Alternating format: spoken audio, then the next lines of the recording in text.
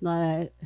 Eu sou Jacira, né, presidente da CEAF, Jacira Souza, sou presidente da CEAF. É um prazer recebê-los no 21º encontro de professores de filosofia do Estado do Rio de Janeiro. Esses encontros acontecem há 42 anos, é bienal, então é um prazer. Esse ano nós estamos discutindo uma questão que é uma questão que nos inquieta, mas que veio para ficar. Eu não vejo como retornar, então nós, professores, precisamos descobrir como lidar com isso. Então, vou chamar à mesa o professor doutor Adriano Negres e a professora doutora Valéria Wilk. Né?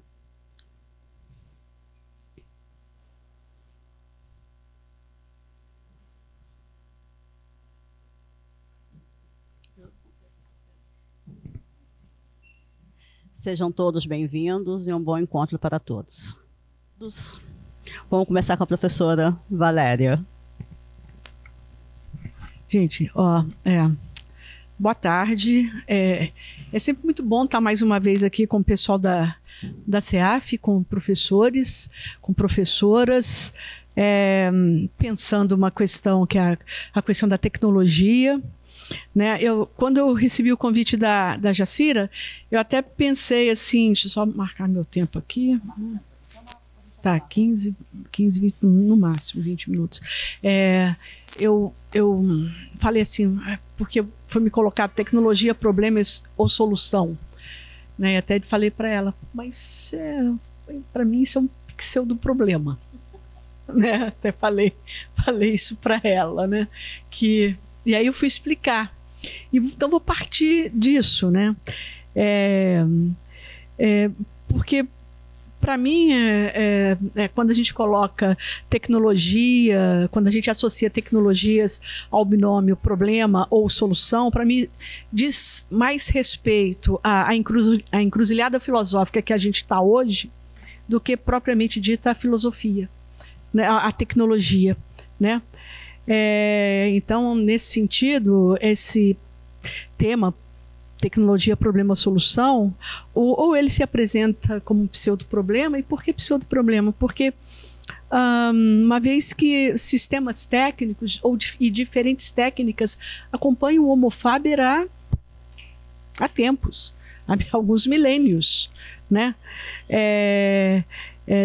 Então, assim, e sempre foram problemas e solução. Não é só problema e solução para a gente. Sempre foram problemas, trouxeram problemas, foram solução para outros problemas, né?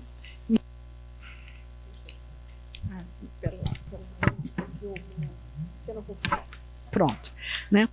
Então, assim, nesse sentido, para mim, não é um problema, não é um problema filosófico, né? Um pseudo.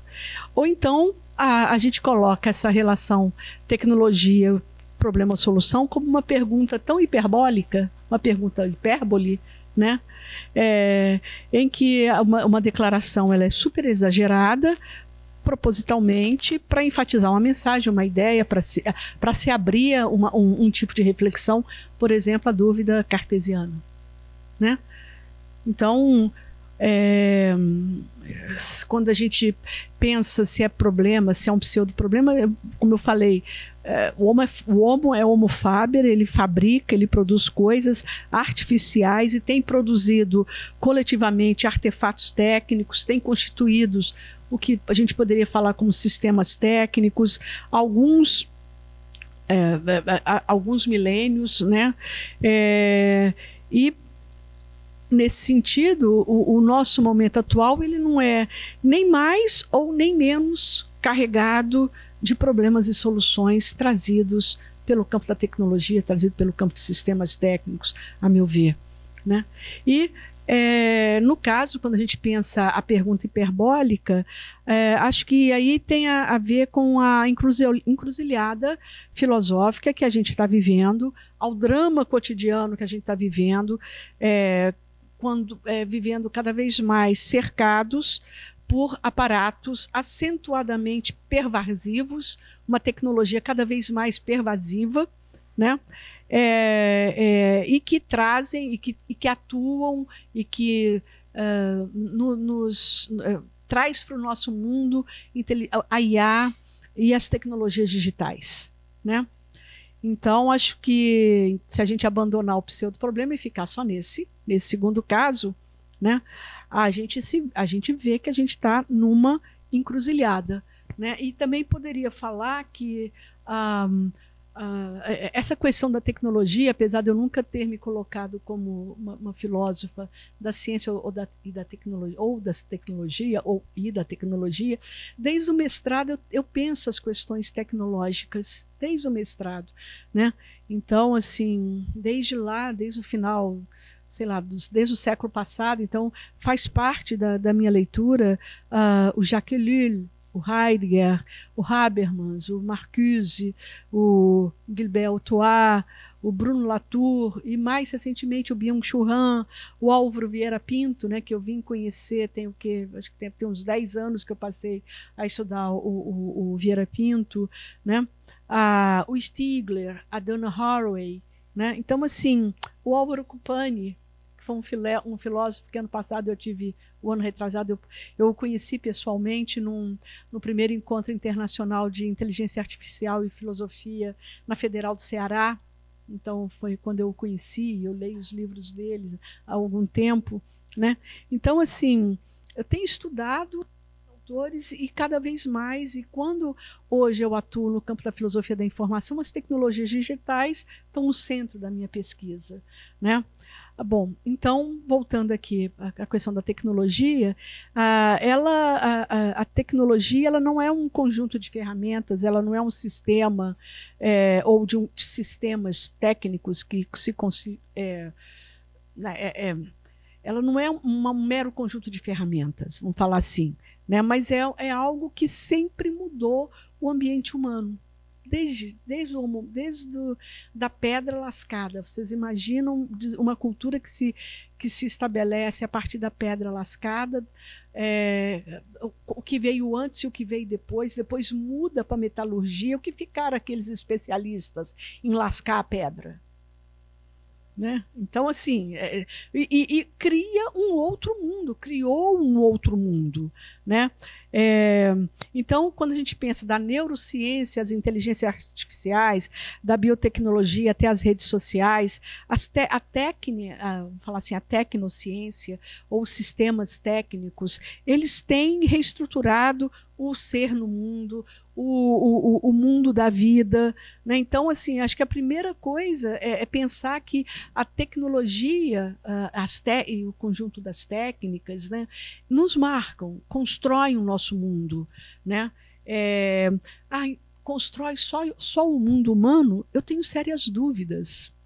Do campo da biologia vêm biólogos, especialmente biólogas primatólogas, que mostram que chimpanzés e outros produzem ferramenta.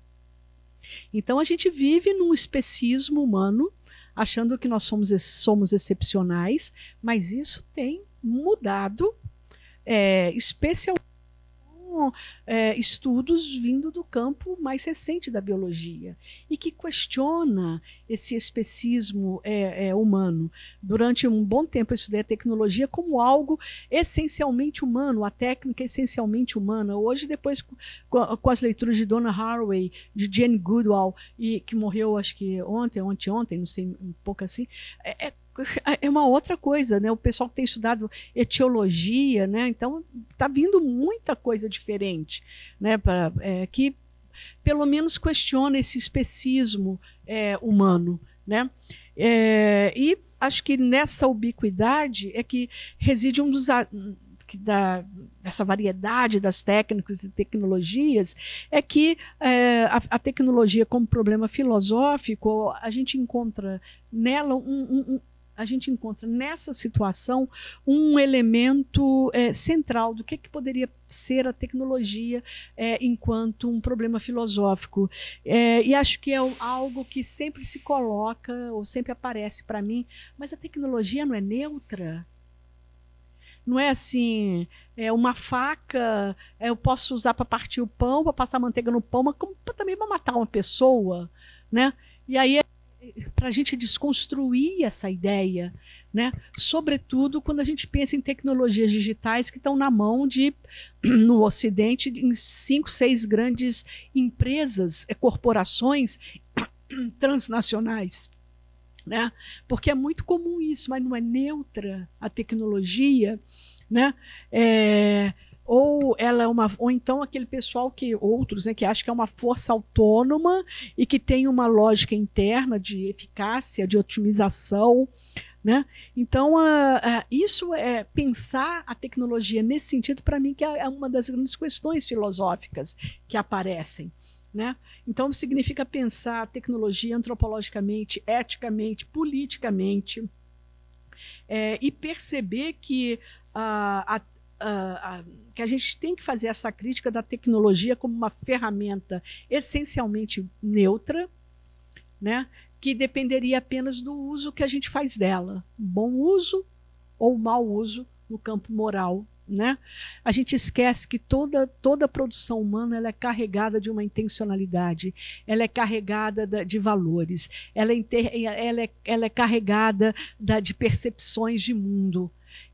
Sabe, então, quando na disciplina Filosofia da Informação me deparo muito, né, com alguns estudantes, mas não é neutra, aí a gente começa a desmontar isso, entendendo o que está por trás, por exemplo, das Big Techs.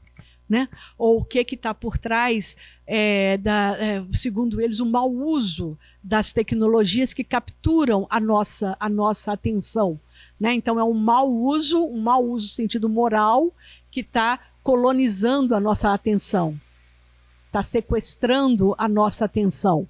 Né? Eu falo, opa, mas se esse é o modelo de negócios que está fazendo com que a tecnologia seja assim, então a gente, como é que a gente faz? Como é que fica um bom uso? Porque você está deixando seu filho ficar muito tempo na tecnologia, com o celular na mão, começa desde o bebezinho com o celular na mão, como se fosse uma responsabilidade. Ok, acho que tem a ver a responsabilidade dos pais. Tem sim, das mães também, mas não se esgota aí. Não é aquilo que a gente está fazendo, mas aquilo que está na construção desse sistema, desse modelo de negócios, que está fazendo com que as tecnologias digitais funcionem de uma maneira e não de outra. Né? Então, há um modelo de negócios. Né, um modelo de negócios que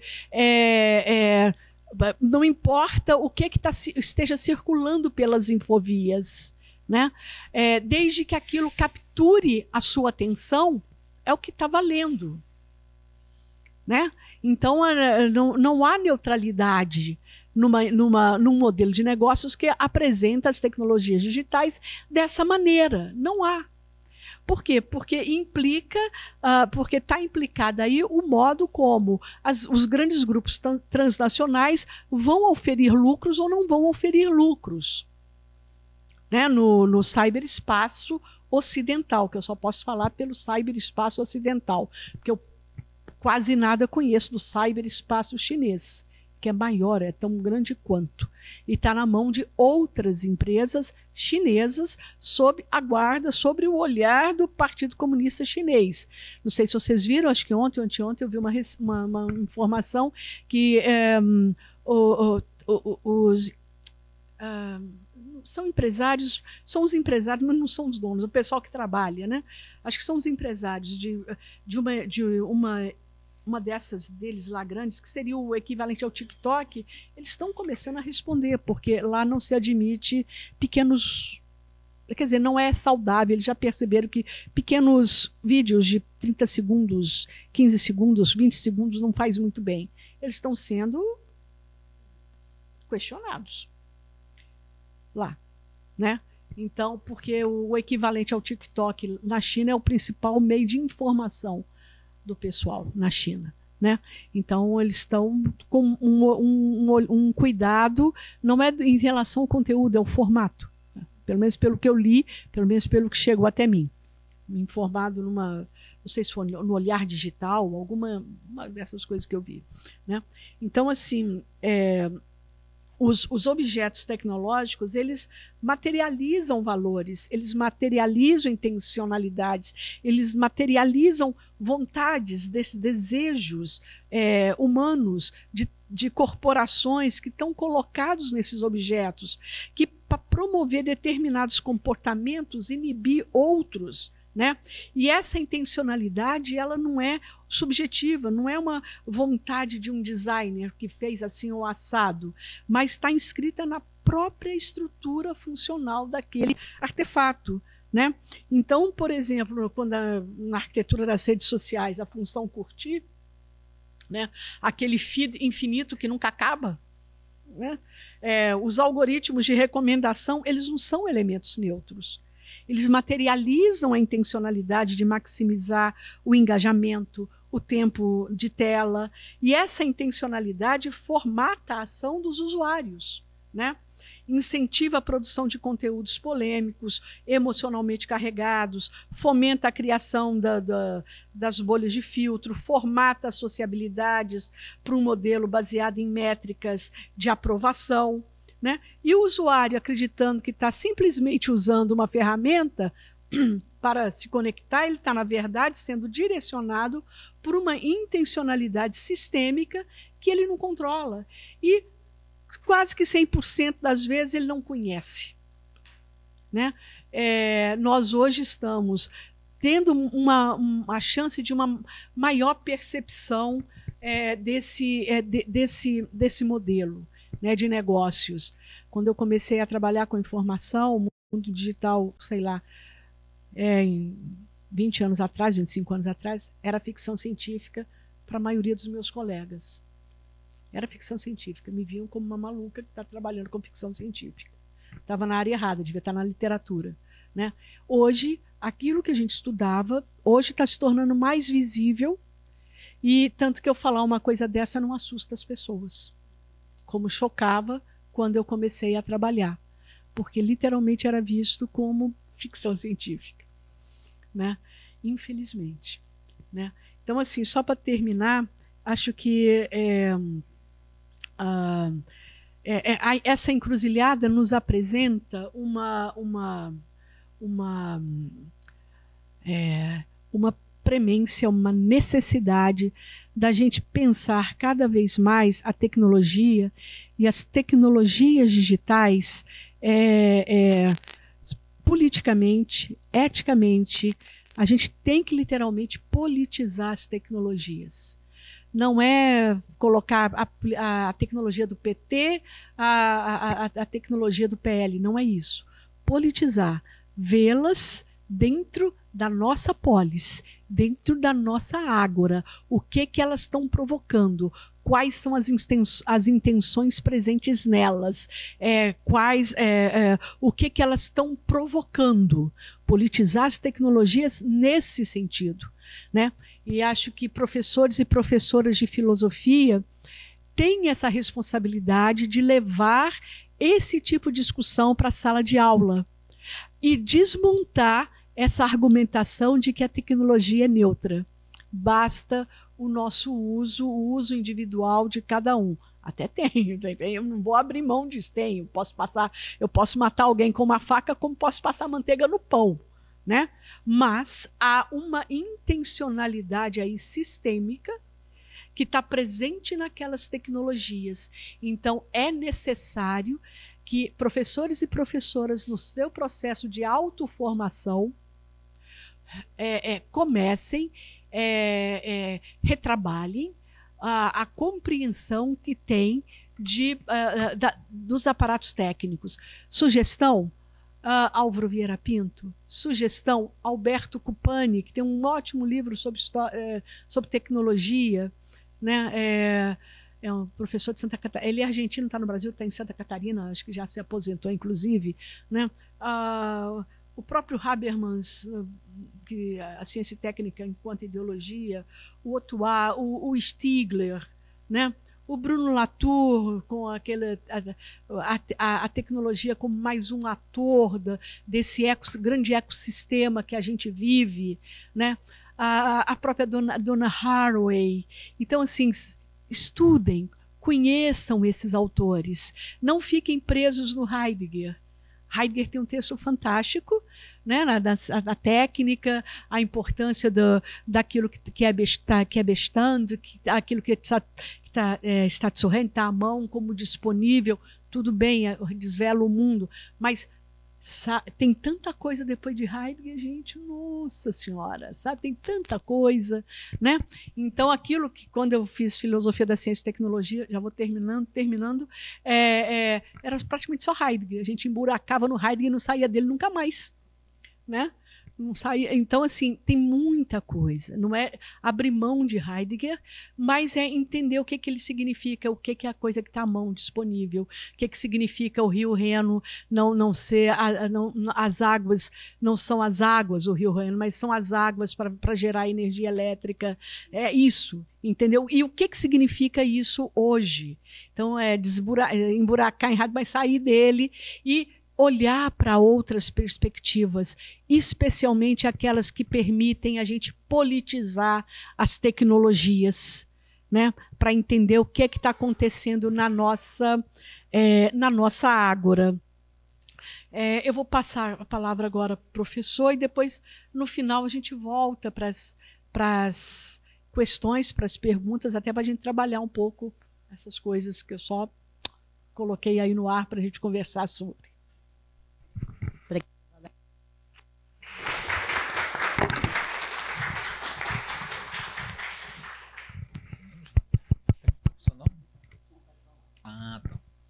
Bom, primeiramente, boa tarde a todos. Agradecer o convite da CEAF, né, em nome da Jacira, professora Valéria, adorei a encruzilhada, né? E principalmente digamos assim, o recado para sair do Heidegger, né? Que é tão difícil. Não, sim, mas realmente é difícil. Acho que a gente fica preso, né, nesses textos. São textos centrais, claro, né, na filosofia ocidental, mas a ideia é a gente ampliar os nossos horizontes, né? Não é? Eu gostei bastante. Então, gente, a minha preocupação aqui hoje, né, com o tema proposto, tecnologia, problema ou solução, uma questão filosófica. Então, qual foi meu pensamento aqui? Trazer justamente o que está no fundamento dessa problemática, né? É um problema, de fato? É uma solução? Como a professora Valéria colocou, né? Como é que a gente se vê nessa encruzilhada, né? E eu acho assim, quando eu estava pensando no tema, vou falar um pouquinho aqui com vocês, me veio uma cena assim na cabeça, né? Que é lá do Fausto do Goethe, né? Acho que a gente vive um pouco essa situação, né? Essa proximidade desse pacto, né? Que na sua apresentação, né? Na sua pessoa, como Mefistófeles aparece, ele fala: eu sou a parte daquele poder que eternamente quer o mal e eternamente trabalha para o bem.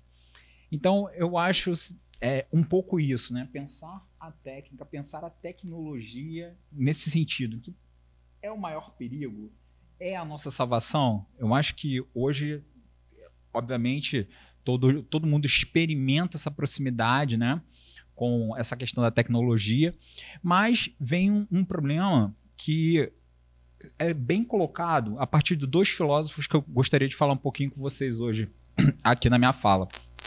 Trazer aqui o pensamento, como a professora Valéria colocou aqui, de um que ela citou, que é o Gilbert Otois, e o seu xará, Gilbert Simondon. Bom, qual é a preocupação central, né, desses filósofos? Tentar compreender um pouco o que a professora Valéria falou, é tentar entender a dimensão, né, antropológica dos objetos técnicos. Ou seja, por que há uma cisão, por que há um limite entre o mundo do humano e o que nós olhamos, percebemos, lidamos a todo tempo, mas entendendo completamente separado por quase um abismo, sobre isso que a gente chama desse mundo dos objetos técnicos, da tecnologia e da técnica. E ao meu ver, eu acho que o problema começa de uma certa incompreensão desse limite, dessa separação, né? Dessa cisão entre esses quase dois mundos, né?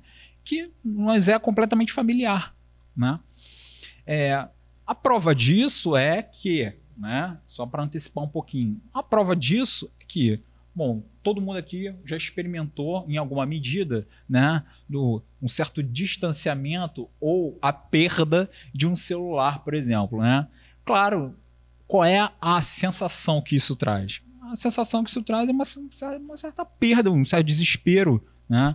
Só todo mundo que passou por essa experiência, que não é boa, digo logo, nos remete a essa ideia de que perdemos um pouco da nossa parte. Não para dizer que também isso é uma extensão também da nossa memória. Ninguém grava mais telefone aqui, é difícil, né? A gente, por exemplo, perguntar se alguém, né, tem um telefone marido, namorado, namorada, mãe, melhor amigo, não vai saber de cabeça. Nós, de fato, o celular, essa tecnologia, nos possibilitou, né, ser uma extensão da nossa memória. Também a extensão dos nossos olhos, a extensão da nossa visão. Eu só abrir o celular aqui, eu posso ver o que está acontecendo no Japão. Então,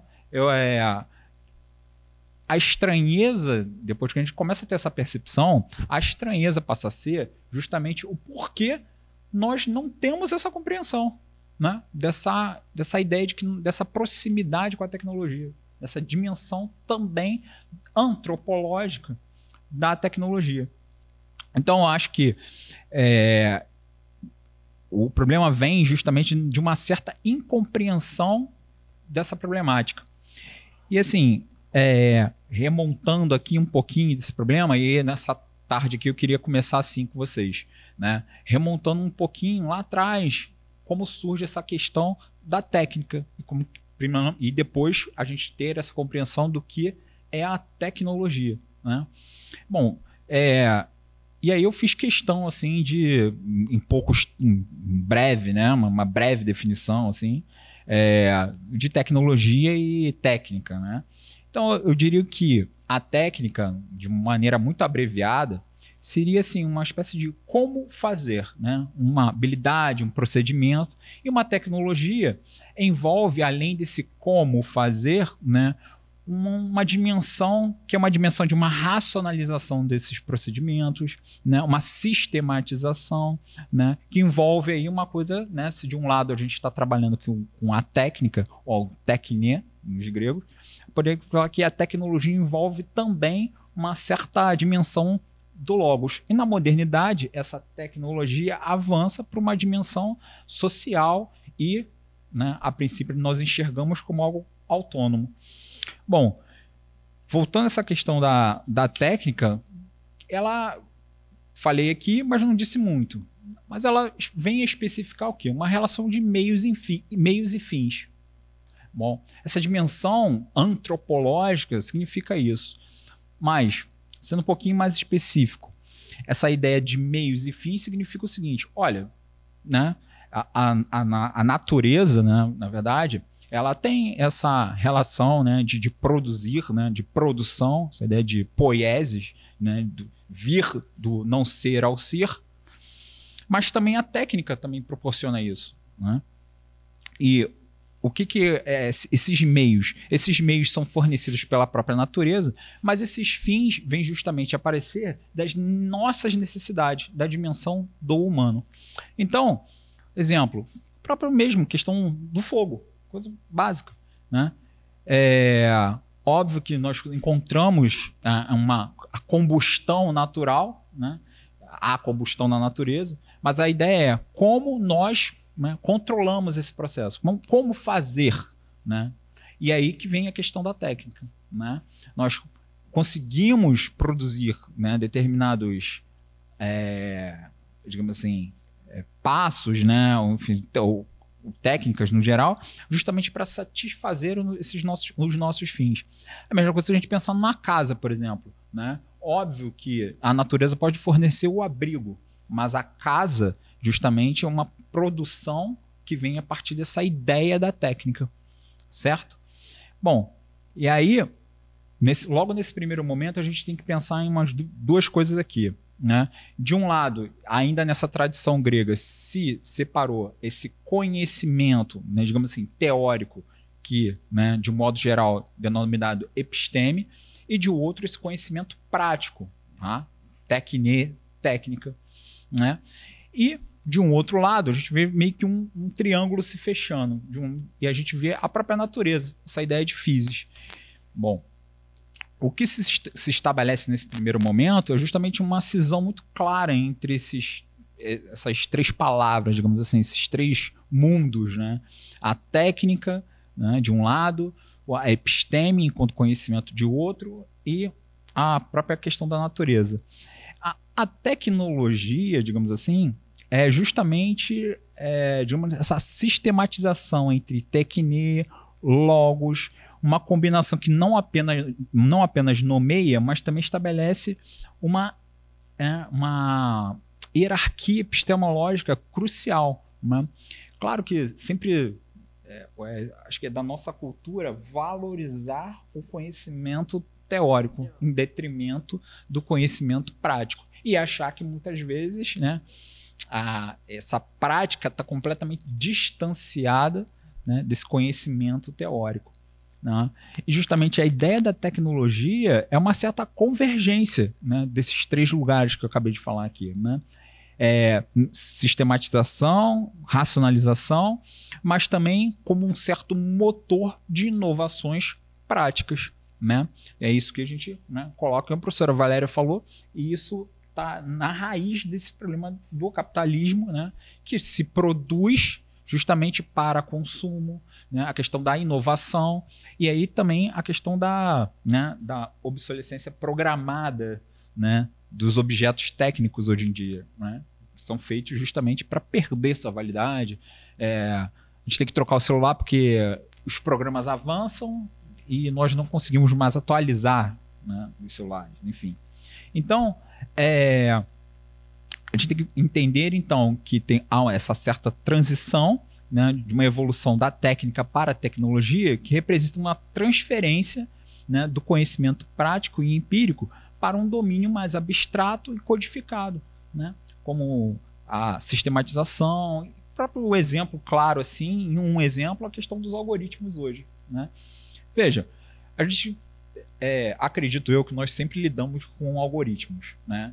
Se a gente tentar entender que algoritmo é como se fosse uma receita de bolo, né? Não há todo mundo aqui, ou uma espécie de receita, né? Não sou lá de fazer bolo, mas enfim, né? A gente tem vários elementos, ovo, farinha, lá, tudo mais. A gente pega lá aquele caderninho lá, segue passo a passo, supostamente ao final de todo esse processo vai sair um bolo, né? Se der tudo certo, talvez saia, né? Mas o que acontece? Qual é a questão que a gente pensa isso hoje, né?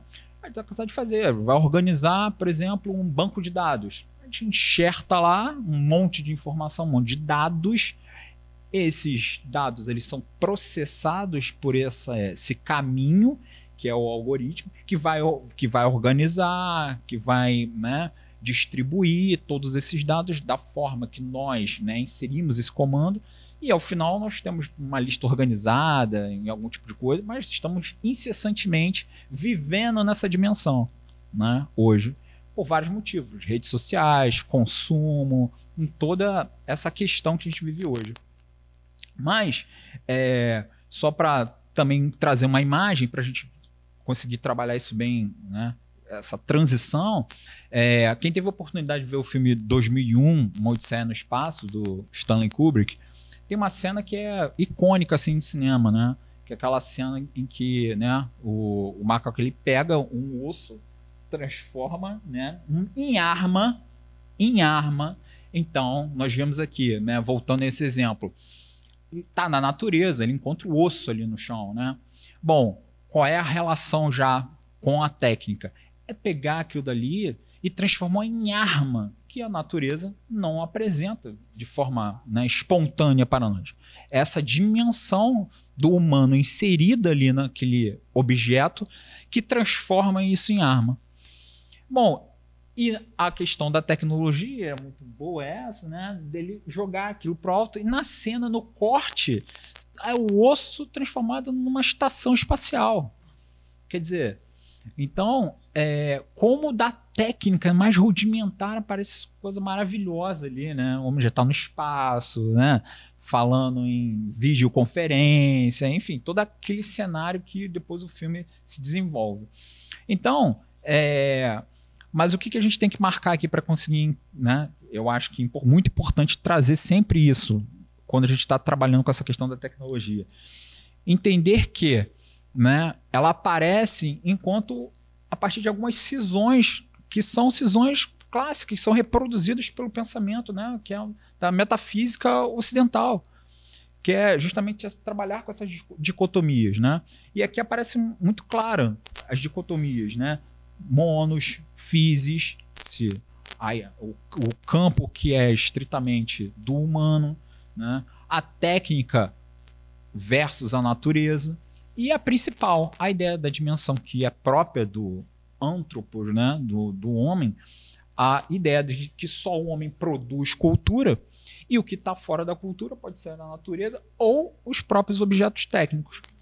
Qual é a questão desses dois filósofos que eu vou trazer aqui, né?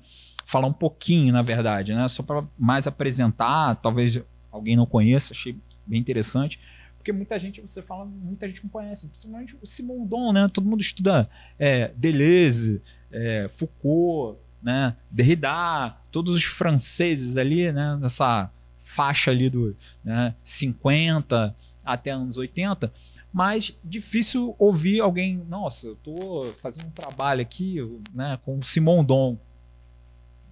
Quem é Gilbert Simondon, né?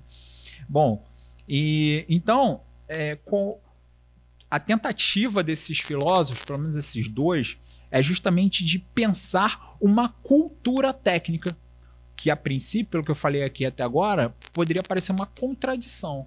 Mas eles estão pensando numa cultura técnica para superar a dissociação justamente entre, de um lado, a cultura técnica voltada para o homem e essa dos objetos técnicos, né? Que, já adiantando, para eles não conseguem enxergar uma cisão exatamente, né? Então, então vamos lá. Então, primeiramente, assim, como eu sei que tem, né, alguns alunos aqui do curso lá do PPG Bios, né, e trabalham com essa questão da bioética, trouxe aqui, vou falar primeiro do Gilbert Otois, que tem um trabalho muito interessante relacionado à questão da tecnologia, né, da tecnociência, que ele traz para esse campo. Eu acho muito interessante, assim, que tem um diálogo muito próximo também com as questões de Simondon, né? Então, o Gilbert Otois, eu diria assim, que a gente, para apresentar ele nos traz um conceito interessante chamado, o nome do conceito é a antropotécnica, um conceito muito caro à filosofia do Gilbert Otois. E essa ideia vem justamente como uma tentativa de se pensar o fim dessas dicotomias, né? Principalmente que eu coloquei aqui, a da cultura e, de um outro lado, os objetos técnicos. Então, dentro do pensamento do Gilbert Otois, ele pensa isso justamente na dimensão de uma bioética, e antropotécnica aí significaria o seguinte, né? Uma breve definição assim, né? Que a antropotécnica ela vem a representar uma aplicação da biotecnologia ao ser humano. É uma ideia de que está no centro do debate, especialmente em torno das capacidades das tecnociências modernas de modificar a condição humana.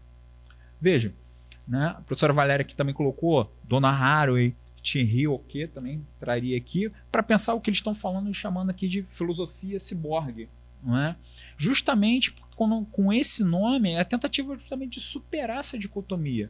Entender que esses objetos técnicos também são parte da nossa dimensão enquanto humanos. E mais, utilizá-los justamente na tentativa de expandir essa compreensão que é nossa isso.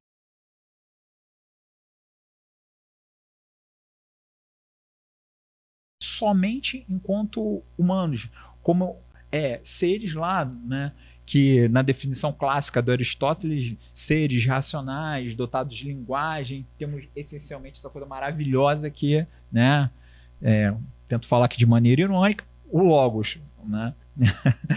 Bom, então o Gilbert Rotois, né, ele vai trazer assim essa dimensão, né, da biotecnologia, né, essa manipulação dos organismos vivos, né, seus componentes, e aí fazendo criando um campo essencialmente interdisciplinar, né, da biologia, engenharia, informática, indústria, né, e aí a gente pode pensar em muitas dimensões, né, e aí questão da natureza, os transgêneros, os alimentos transgêneros, antibióticos, né, que também a gente está lidando com um organismo vivo, vacinas, fertilização in vitro, muitas coisas, né? E entender isso como uma dimensão única, né? Então ele traz para a gente assim, de um lado o que ele vai dizer que tem uma antropologia filosófica, né, que é essencialmente assim resistente a essa entrada da cultura, né, dos objetos técnicos. Há uma resistência muito grande em relação a isso, que vai esbarrar justamente em termos éticos, né? Qual é o limite da intervenção de técnicas para o ser humano, né? E aí a gente vê hoje muitas tentativas assim, de pesquisas mais avançadas, pode ou não usar, né, embriões congelados, célula-tronco, qual o limite, produção de exoesqueletos para as pessoas, né, com problema de locomoção, enfim, tem ligação, né, uso de chip lá para, né, dar estímulos, né, cerebrais para a pessoa voltar a ouvir, né, melhorar a visão, enfim, qual é a dimensão? Pode-se fazer isso só para uma questão de melhora, né? Assim, a pessoa voltar a ter a capacidade de ouvir melhor, ou nós aqui que talvez ouvimos em um determinado espectro, é possível usar alguma forma de implante para que possamos ouvir, né? Ouvir melhor, ver melhor, né? Não estaríamos produzindo, né, algumas hierarquias aí agora, né, de aumentar a capacidade de uns, né, enquanto outros estariam, né, uma tecnologia mais defasada. E onde entra o capitalismo em relação a isso, né? Então, ele vai acentuar que justamente assim, essa resistência, né, antropológica à cultura técnica vem também desde lá de trás, com a ideia que eu coloquei aqui. Assim, sempre valorizamos esse conhecimento teórico, conhecimento, né, que vem disso que a gente está colocando aqui como logos, em detrimento da prática, em detrimento do técnico, né? A linguagem em função da técnica, né? A dimensão do simbólico, né? Que é a dimensão também da cultura em relação à técnica, né?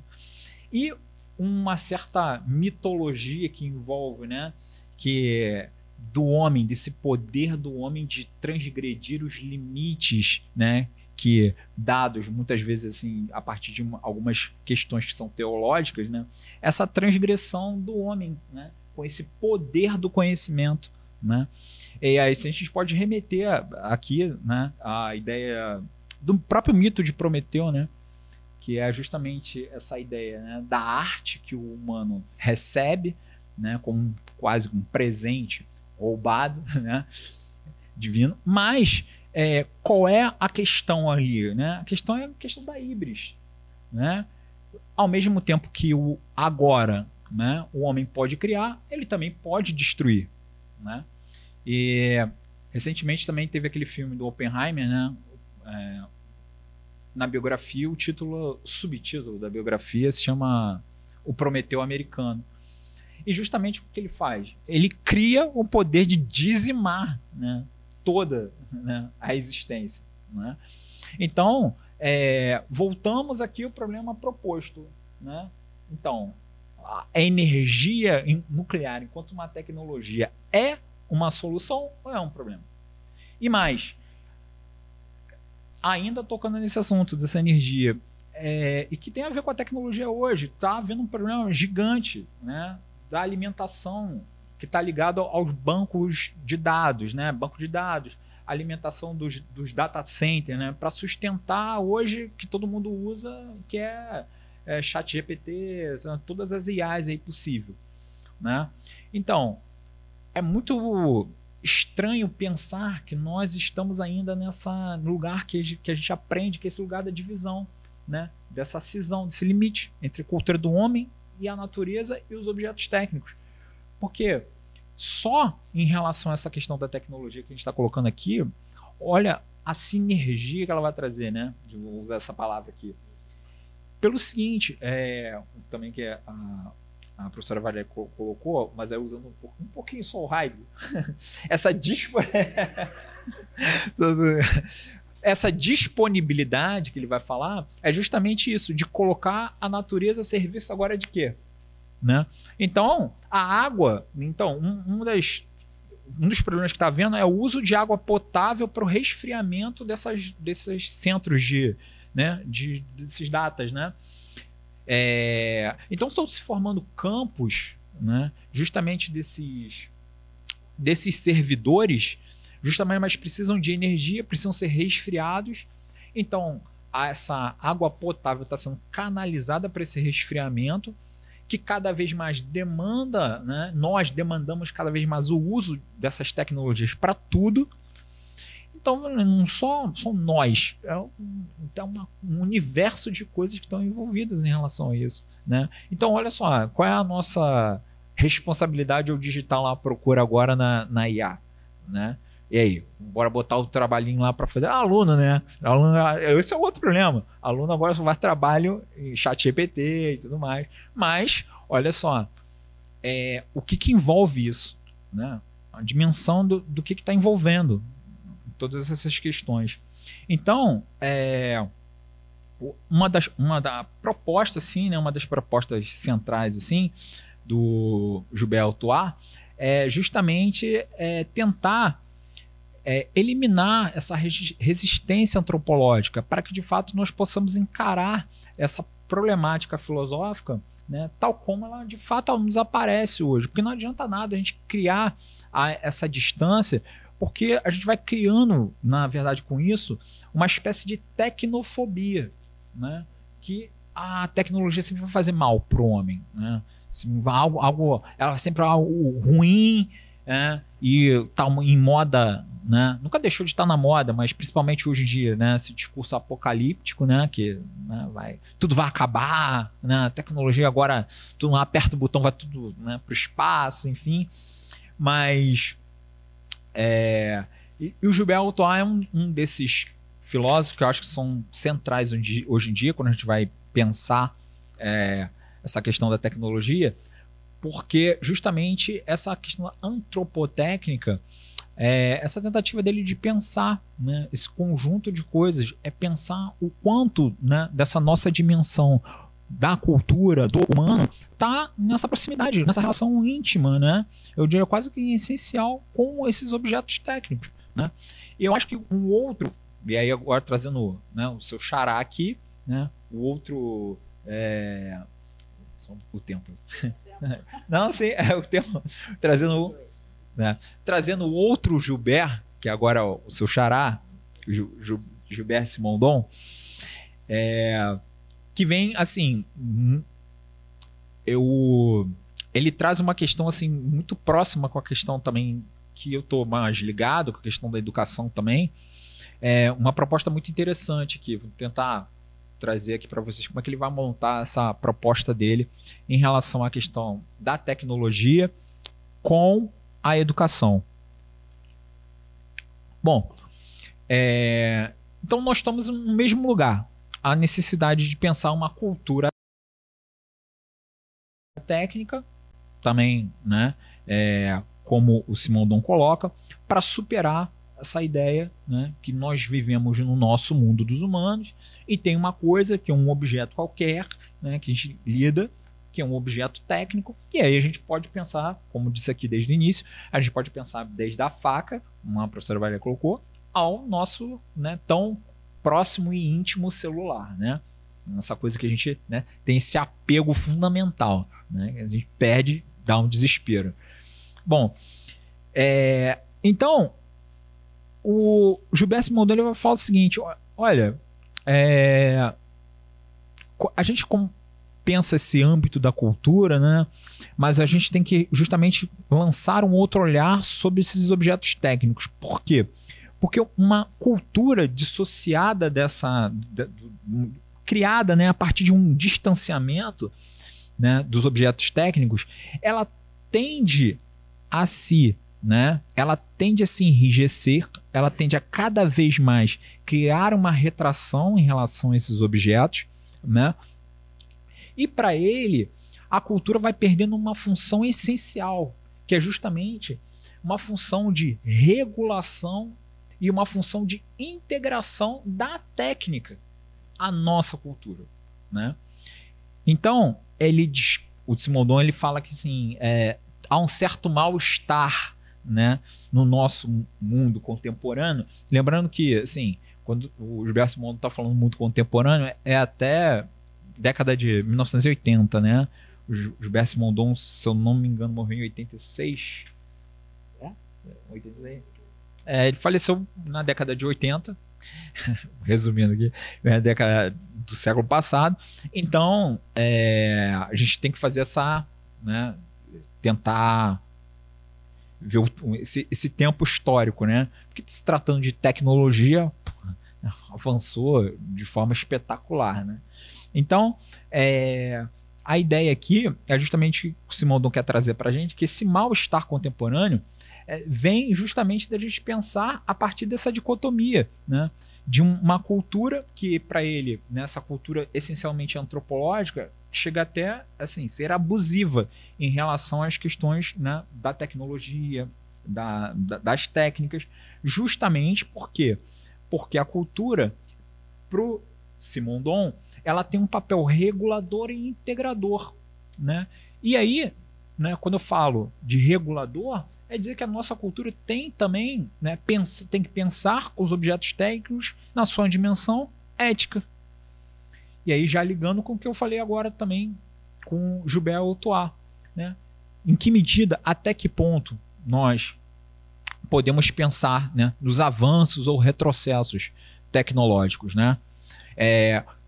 Isso para dizer o seguinte, por exemplo, voltando ao exemplo, né, das usinas, né, e principalmente usina nuclear, hoje está uma discussão justamente se volta a se reativar, né, essa fonte de energia, justamente pela necessidade, pela demanda, que apesar do perigo ela traz, aí voltando para solução ao problema, né? Voltamos à ordem do dia aqui.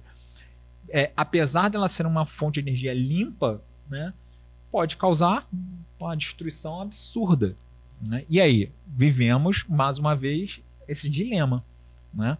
Então, mas pro Simondon, a questão é pensar isso, né? Olha, a cultura ela tem que ser una, digamos assim. E um principal problema é que, se nós não pensarmos assim, a gente acaba criando um monstro, né? Que a gente pode gerador de tecnofobia. Então, ele vai falar que assim, a causa desse distanciamento, ele vai dar um nome de alienação. Nós vivemos de uma certa alienação em relação aos nossos objetos técnicos, né? Ele tem um texto chamado, na tradução livre aqui, Salvar o Objeto Técnico, né? Então ele vai dizer que assim, o objeto técnico está completamente alienado, tá? Assim, completamente distanciado de nós. E ele precisa salvar esse, né? A gente precisa salvar esse status que para o Gilbert Simondon é um status miserável do objeto técnico e completamente injusto, porque nós somos também essa dimensão do técnico, né? É isso basicamente que ele está dizendo. Não, então por que nós, né, como se fosse um duplo, né, nosso? Então, mas qual é a nossa relação? A relação é praticamente de um certo processo de escravidão desses objetos. Nós usamos ele dessa forma para nos servir. É assim que nós vemos esses objetos, né?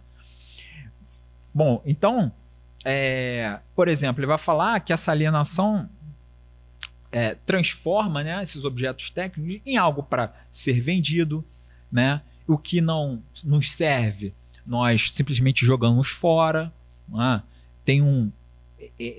Ela produz um certo frenesi pela novidade, né? A gente sempre lida com isso, a gente quer o quê? O mais moderno, né? iPhone, não sei nem que número tá, deve estar quase no 20, né? Cada ano tem um iPhone novo, né? 17? Então, quase lá. Então, vai somando. Então, é sempre... Aí vem aquelas nomenclaturas, né? Plus, Ultra, né? Que nunca acaba. Então, mas o que a gente tem que... Tá? O que a gente tem que ver? Né? Usar uma palavra aqui que, para resumir, é ver nesses objetos técnicos, eles também são portadores de mundo, né? Há mundo também, né? E mais, nós somos, né, uma espécie de duplo desses objetos, né? Então, que ele vai falar que há humano nesses objetos técnicos, né? E esse ser humano, né, essa dimensão do humano, ela hoje se encontra completamente alienada de nós mesmos. E qual é a proposta? O Gilbert Simondon fala que o que ele vai chamar de uma filosofia técnica é justamente salvar esse outro nosso que está nesses objetos.